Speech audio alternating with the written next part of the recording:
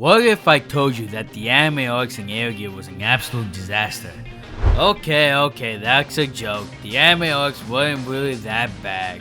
However, later on it gets so messy and convoluted that I just couldn't see the sky in Air Gear anymore. And that's why today we're fixing the anime arcs of Air Gear.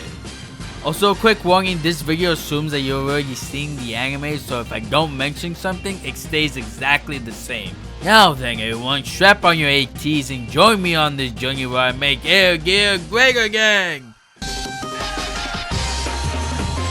Does Air Gear take place in Japan? No!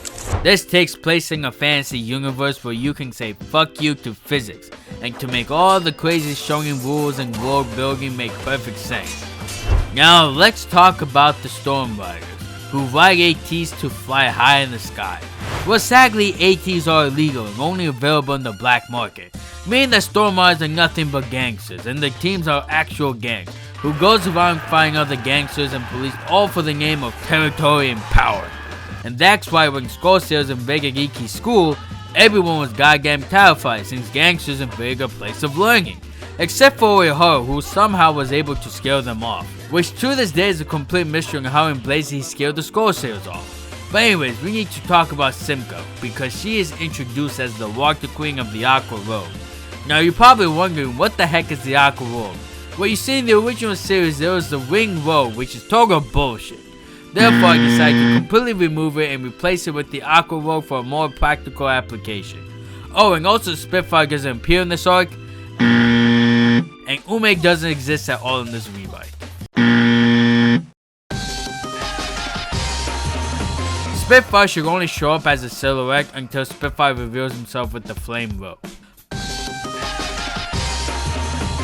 Busha needs to have a heartfelt apology moment to Kazu and Onigiri for beating them up and putting them in the hospital, and they should be able to forgive Busha for this. Also, Agito needs to kill Magaki.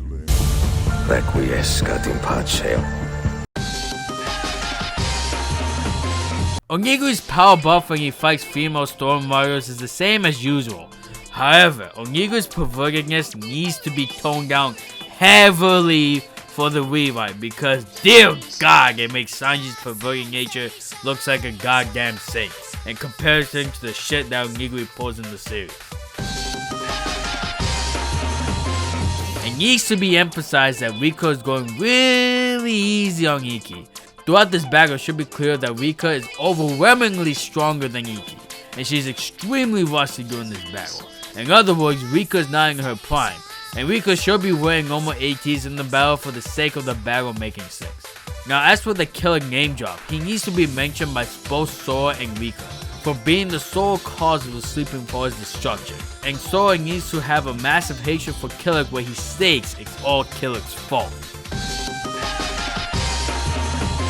Busha vs Fume is extended battle, but of course Busha loses. Now when Kazu uses his speed in the Aeon battle, just like in the original manga, Spitfire should be shocked but eventually smiles. Foreshadowing! Anyways, moving on to the croissant mask situation. Simka and Ringo actually has a clash, but all the Regalas start to activate as they are called upon each other, and foreshadowing the other kings as well. But more importantly, this entire croissant mask gimmick ends right now, as Simka states, "Those who aspire to be kings are destined to face challenges like this. If they can't grow stronger, then they'll never survive." Do you think you're doing them a favor? Is that it? Did they ask you for help, or did you just assume they can't fight on their own? What? Sue wins!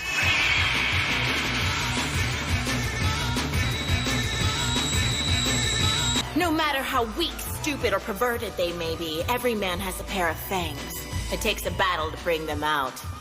Onigiri. Now do you get it? They can win this battle without someone like you trying to babysit them. She's right. Even Onigiri was pushing himself really hard during training.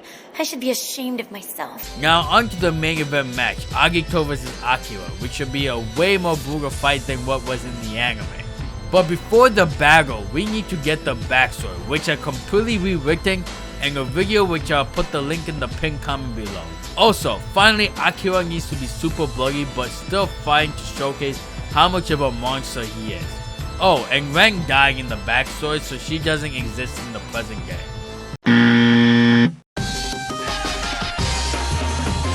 Upon the entrance of the Thunder King of the Rising Road, Ikki gets humbled big time by Nu from the sheer gap in ability between them, as I'll be rewriting Nu's characterization trait of being the honored one. Also, Ringo is still upset with Ikki because in her view, Ikki betrayed her by joining Genesis to destroy her. So that relationship between Ikki and Ringo doesn't get fixed up so easy like it did in the original series. But the most important change is the lore drop Sora gave to Ikki as he gives him advice to what to do with the whole Genesis situation. So sit back, relax, eat some popcorn as I explain to you my rewrite version of this lore. Genesis is one of the strongest teams in the world with 50,000 members and 3 kings. Sleeping Force is the strongest team in the world at the top of the Trapalum Tower with a vast amount of teams and members under their command. The tower is pretty much a symbol that ranks all the different teams from strongest to weakest. Genesis' goal is to bring down Trapalum by crushing Sleeping Force to be at the top. Now let's talk about the world of ATs, which is made up of the north side, south side, east side, west side. Sleeping Force controls the north side and the west side, while Genesis controls the south side and the east side. This is the initial balance of power in the world of ATs, meaning if one side changes, the entire world is thrown into chaos. Now Behemoth, who was a monster of a team, was serving under Genesis, and they controlled the east side. However, once Kogoro Asumaru defeated Behemoth, Kogoro Asumaru took over as leader of the east side and Genesis lost power as a result of it. Because not only did they lose a powerful team, they lost the Fang King of the Bloody Fang Rogue as a result. But Simka took this setback as an opportunity to reclaim what she lost and get even more power. You see, all the time she spent with Ikki trying to gain his favor, it's all because Ikki was destined to become the next Sky King. So everything she has done to make Ikki choose her side instead of Ringo Sleeping Force side, by having Genesis serve Kogoro Asumaru, Genesis will reclaim the lost territory, reclaim the Fang King of the Bloody Fang Rogue again, and get the future Sky King on their side. And to harm the relationship between Ikki and Ringo to mentally weaken the Sleeping Force team as a whole. And as a result, Genesis can potentially gain the might to crush Sleeping Force once and for all. However, there is an X factor that can also destroy the balance of power of the world of ATs, and that's the Thunder King of the Rising World, Nu, the Lord of Thunder. Nu is the only one who became king without joining any Stormrider team. Hell, he isn't even in Sleeping Force or Genesis team. Now of course they tried to recruit the Thunder King before, and they were ready to use force.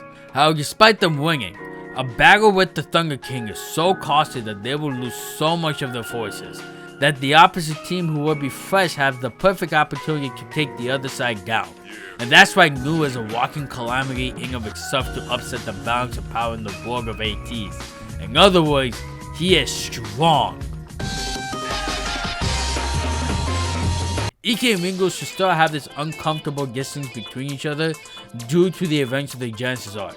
However, they still believe in each other and slightly talk with each other, as showcased in the Devil's 30-30 match. However, nothing has been settled yet between the two of them. And also at the end of the Devil's 30-30, Sora watched Ikki beat his record in stakes. Not bad, kid. I know, it was amazing, wasn't it? Yes, I'm aware I didn't do my standard skip-based format video for this one, but it needed to be done. I need to say all the changes that occurred in the anime arc so that everyone can be prepared for the rest of the arc.